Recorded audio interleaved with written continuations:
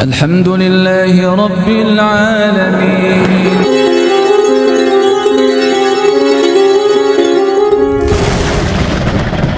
Kalau kita pada umumnya ya kita mangkel, marah, kemudian kita malah menjerumuskan orang itu karepmu kalau gitu babano mandar, nah gitu kan kalimat-kalimat kita. Tapi Nabi tidak, justru Nabi malah memintakan ampun. Allahumma gfirli qaumi fa innahum la ya'lamun.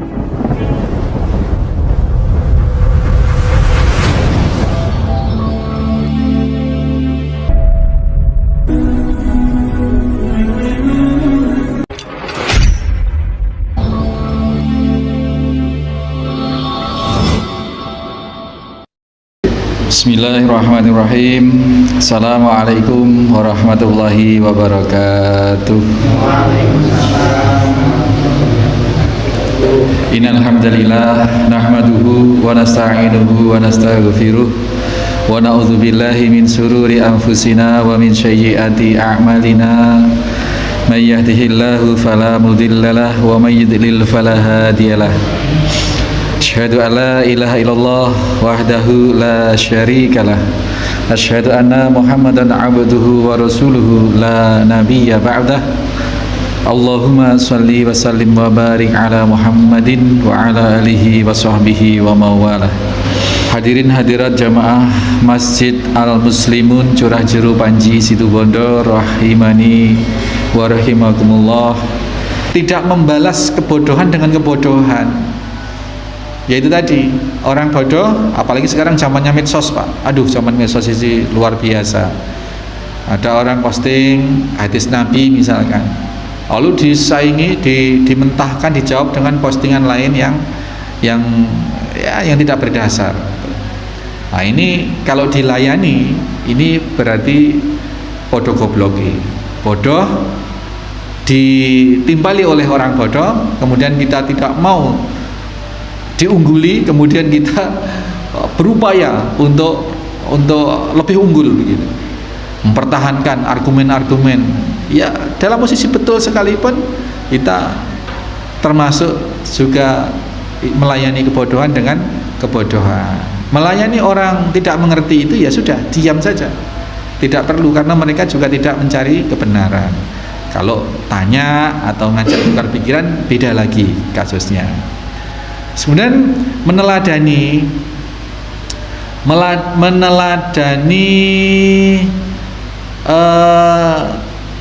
sifat Nabi Shallallahu Alaihi Wasallam di dalam apa tadi itu, menghadapi reaksi negatif dari setiap dakwah kita. Kita dakwah baik-baik Pak. Kita yaitu tadilah kita mengupayakan orang supaya tidak jatuh ke dalam juglangan. Tapi ditanggapi tidak baik gitu, ditanggapi tidak baik.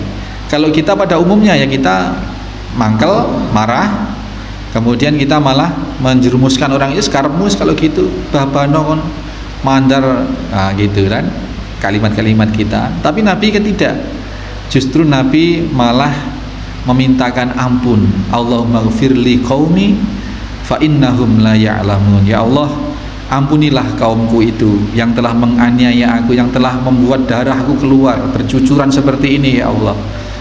Ampunilah mereka ya Allah, karena mereka memang tidak tahu bahwa yang saya sampaikan itu adalah kebenaran yang bisa menyelamatkan mereka dunia hingga akhirat, karena mereka tidak tahu itu.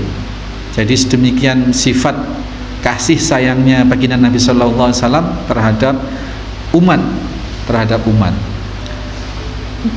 Kemudian orang-orang yang sesat itu, orang-orang yang kafir, mereka tidak dalam kasus ini, orang-orang yang kafir itu mereka tidak mau adu argumen Pak, tidak mengutamakan narasi kebenaran, main kayu. Pokoknya gitu. Diajak duduk bersama, diajak membahas permasalahannya apa, ndak mau. Wis pokoknya kudu ngene. Pokoknya kowe kudu tak gebuk gitu.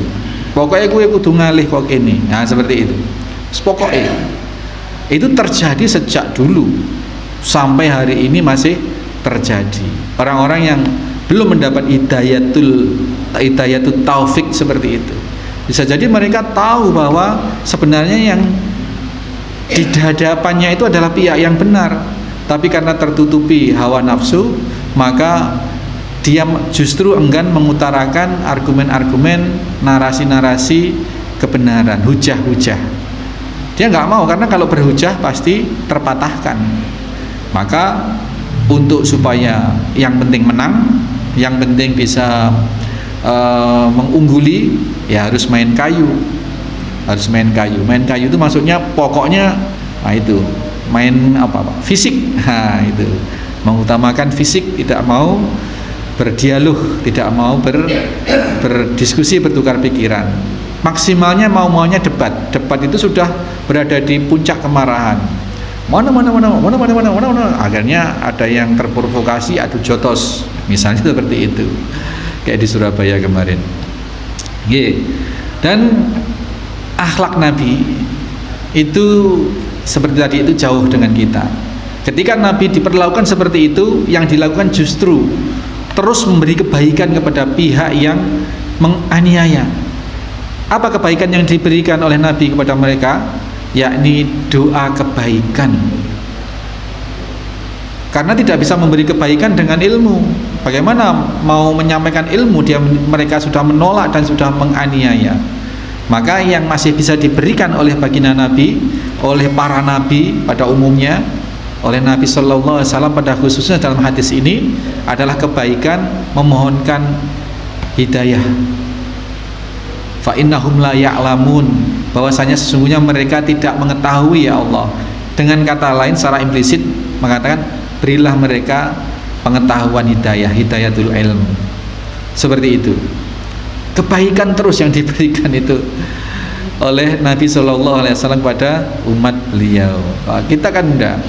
Kita ya itu tadi, manusiawinya kita masih lebih dominan. Kalau kita disalahi begitu, kalau lo jual, gue apa Pak? Gue beli. itu ya. Jadi tidak mendoakan azab Rasul sallallahu alaihi wasallam itu terhadap musuh-musuh dalam dakwah atau objek dakwah beliau. Memang yang diajarkan oleh syariat Islam itu, objek dakwah itu bukan musuh, tetapi adalah ladang amal. Kalau kita mengajak warga Curah Jeru, ada masjid Al Muslimun, diberi kajian tiap malam Jumat, ini dalam rangka dakwah, menyampaikan al-haq melalui kitab Riyadhus Shalihin. Ya, tidak antusias, yang datang sekian orang. Kemudian dari yang datang itu ada yang paham, ada yang tidak paham, gitu ya. Yang paham ada yang mau tanya, ada yang tidak mau tanya. Dari yang paham pun juga ada yang terkondisi untuk menjalankan, ada yang belum, karena kaitannya dengan hidayatul ilm dan hidayatul taufik tadi itu. Nah, tugas dakwah itu seperti itu. Ketika pendakwah, takmir masjid, para penyampai, para dai, para ustadz, para khotib misalkan, ketika menghadapi kaum yang tidak kunjung merespon apa yang disampaikan dari Al-Quran maupun dari hadis-hadis Nabi ini, tidak kunjung merespon, ini justru menjadi ladang amal untuk terus beristiqomah, untuk terus mengikhlaskan hati, agar apa? Agar yang kita sampaikan, ya Allah, yang kita sampaikan ikhlaskan dalam hati, melalui hati. Jadi apa sesuatu perkataan yang keluar dari hati, maka akan mudah juga menembus sanubari seseorang, gitu. Berbeda kalau perkataan ini hanya keluar dari pamrih-pamrih duniawi misalkan, ya hanya sampai di situ.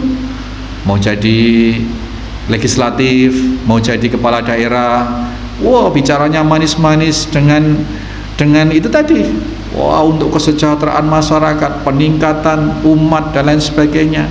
Tapi dari dalam hatinya yang penting bisa milih saya. Maka yang mendengar pun juga akan oke, tak dengarkan. Nanti kalaupun tak pilih, yang penting sembakonya ke saya. Seperti itu, Pak. Jadi kalau yang keluar dari hati meskipun tidak mengeluarkan apa itu namanya, pemberian materi, insya Allah akan nyampe ke hati apabila orang itu ikhlas. Demikian juga para guru guru di sekolah, ustadz ngajar ngaji misalkan, takmir masjid menyelenggarakan kajian-kajian, memanggil setiap waktu adzan, memanggil orang untuk sholat. Apabila seluruh upaya yang tadi itu berangkat dari keikhlasan hati, maka akan juga sampai ke sanubari, ke hati orang-orang. Kalaupun tidak, itu masih merupakan kesempatan. Bene mon adan dengan harapan banyak saya datang, mon tak datang terus pas motong tak adan, Pak. Nah ini berarti adannya ini hanya pamrih supaya mereka datang untuk sholat. Tetapi kalau adannya ini karena memenuhi kewajiban kepada Allah untuk memanggil orang-orang supaya tersentuh sanubarinya, kemudian mendapat hidayah dari Allah untuk datang. Nah, ketika kemudian azan kita itu nyampe ke telinga tetapi tidak masuk ke hati mereka sehingga mereka tidak datang, ini ladang amal. Allah masih memberi kesempatan kita untuk terus berbuat baik, karena tidak sedikit pun perbuatan baik kita itu tidak menghasilkan apa-apa, tidak sedikit pun. Jadi pasti menghasilkan sesuatu sesuai dengan yang kita niatkan. Innama a'malu binniyat dulu itu. Barang siapa yang hijrahnya karena Allah dan Rasulnya, maka akan memperoleh Allah dan Rasulnya. Hijrah itu maksudnya selain fisik berpindah, juga iktikad ibadah kita, amaliyah kita yang kita lakukan. Kalau kita pamrihnya kepada Allah dan Rasulnya, maka meskipun secara fisiknya tidak memperoleh apa-apa, tetapi Allah dan Rasulnya memberikan sebagaimana yang kita harapkan itu. Itu ya Bapak sekalian. Jadi ini hadisnya pendek sekali, tapi pelajaran yang kita bisa urai dan bisa kita kembangkan dari setiap sisi yang Rasul Sallallahu Alaihi Wasallam sampaikan tadi itu adalah besar sekali. Rasul itu bicaranya nggak pernah banyak, nggak pernah panjang lebar. Paling-paling kalau ada hadis panjang lebar itu yang narasinya yang panjang lebar, ceritanya dari yang meriwayatkan, misalnya dari Ibnu Mas'ud tadi itu.